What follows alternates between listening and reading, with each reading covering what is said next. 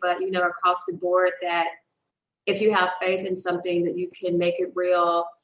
And sometimes when I think about religion, I'm like, religion really is just a whole bunch of people with the same belief together to manifest great things. And that's why what I believe, this is how I believe that, miracles are able to happen because you have hundreds of people in the same room on the same frequency manifesting the same thing. And so therefore you're able to work a miracle. And that's, in those rare situations where, people's heart is right, miracles do take place. People, people who are, so they're going to be paralyzed forever, they're able to get up and walk, or, people are healed from diseases. So I do believe in the power of belief. I think it's very beautiful to be surrounded by people who are all on the same frequency of belief. Okay. So kind of like the collective conscience, right? Yes. Like, yeah, if we're all on the same, energy frequency, and we're all trying to manifest, or our intentions are set on one particular thing, that we can move mountains quicker. Yeah. And so, when you're in church, and I can only speak for Christianity because that's where I was raised, even if we don't believe in what they do or how they do it, but there have been, occurrences where people come together and, they're on the same frequency of belief. Or I always say when I walk into, I say a Black church, because when I hear a Black church sing, I feel close to God. When it's what song did I hear the other day? I was scrolling on TikTok and it was a funeral and they were singing, I Know I've Been Changed. Mm-hmm. Have you heard that song? Mm-hmm. And it's I feel as if, I'm not even super religious anymore. I call myself spiritual, but that song, I can feel it in my spirit. So that's how it's the power of belief is beautiful.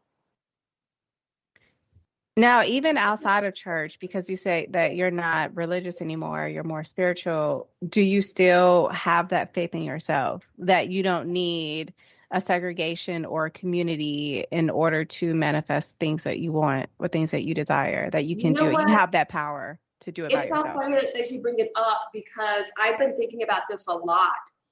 And I think that it can be very problematic when you use a preacher or priest as your conduit to God or your conduit to source. I think that you have to know it for yourself, because say you have, let's take the Catholic Church, you exalt these people to be your God on earth, and when they fall short, either one, your faith is gone, or two, you don't hold them accountable. So you treat them as they are higher than man. So I think it can be very dangerous. So I think that all people need a connection to their own source, to their own creator, to their own God, whatever it is you believe. You can have a priest, a pastor, or anyone to teach you how to pray, to teach you how to connect with God. But ultimately, you have to do it and know it for yourself, because when whomever falls short, you don't want to also be pulled down with them, because it affects your faith so much. Does that make sense? Sure. Oh, yeah, that makes perfectly good sense. Yeah, I completely understand. And I actually have experiences with that where I was really connected to my church, and I wasn't forced to go to church. My mom didn't force us. I actually found this church, not on my own, but my really good friend at the time, her mom was going to this church, and I was actually in that rebellious stage and kind of spiraling out of control as this uncontrolled teenager. And she was like, hey, you're going to my church. And I went to this church, and the pastor was a prophet. He was a really, really, really great leader and mentor. And, in the church, I felt so connected to God, because that was my first time religiously going to church and actually applying, the teachings and whatnot that were taught to my life.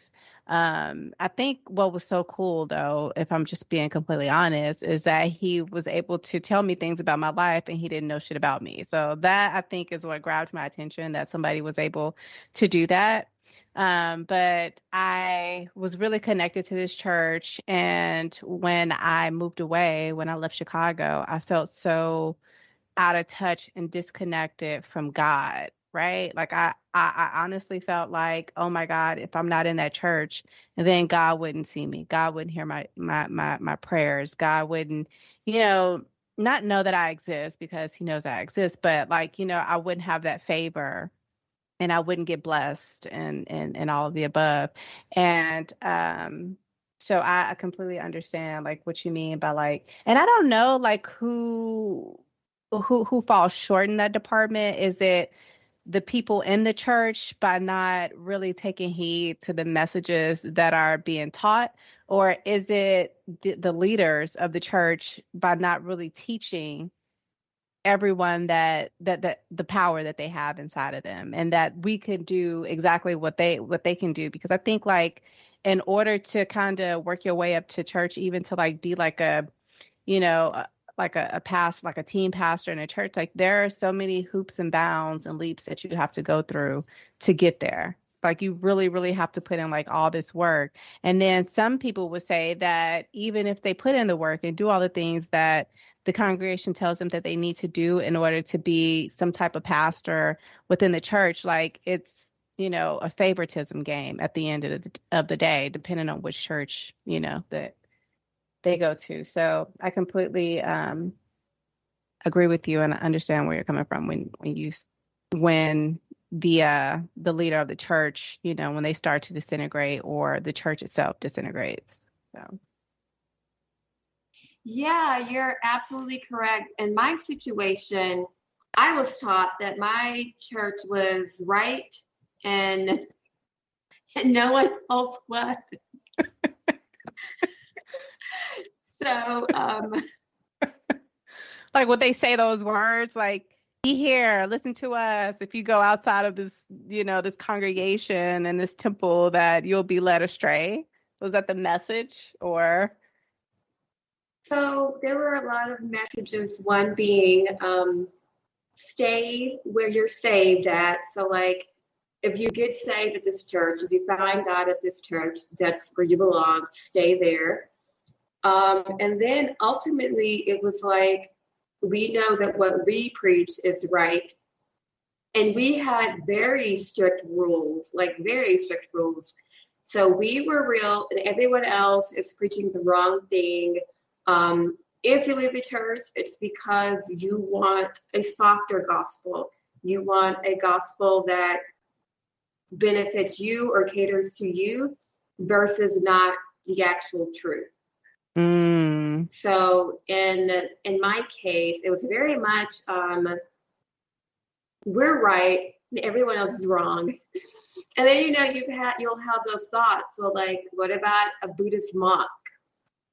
Are they also, wrong? A monk who spent his life in meditation? Are they also hellbound? Or, all the religions in the world, like we can't be the only ones who are right. But, they always had something to combat that. So.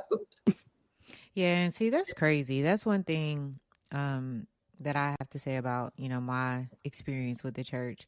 Like, I always just thought that it was easier just to believe what I was being taught and told, because I approach, church similarly to how I approach being taught at school, right? Like, I go, I pay, you give me a lesson, I apply what I want to.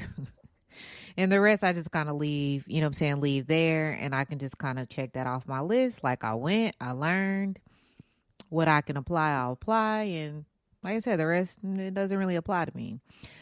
So I always had those questions. When I was going to church, I wasn't forced, but, my parents, did grow, well, my mom, she grew up in a religious family, Southern Baptist. That's what they went to church on Wednesday, went to church Saturday, Sunday.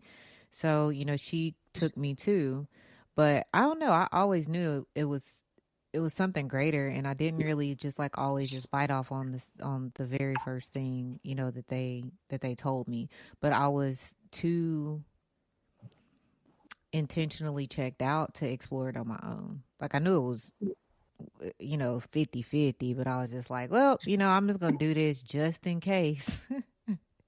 They may be right, and I don't know, something happens, and I kind of, have this emergency hatch, and not really going inward. So I don't know. I think it's something to be said about churches that dabble in that authoritative kind of religious rule. Like if they're telling you, you go in, or like now where I am, if I go into anything and then the message is like, what I have to say is right and everything that you're saying is wrong. That's like immediate red flag for me to be like, what?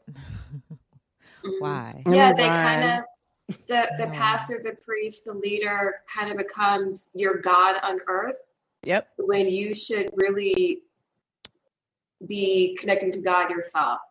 I feel as if, so often you look at these mega churches with these thousands, millions of followers, and I keep on picking on the Catholic Church because that's where it's so obvious at, where wrongdoing has been done, but they're allowed to kind of handle it internally, or it's up under the rug.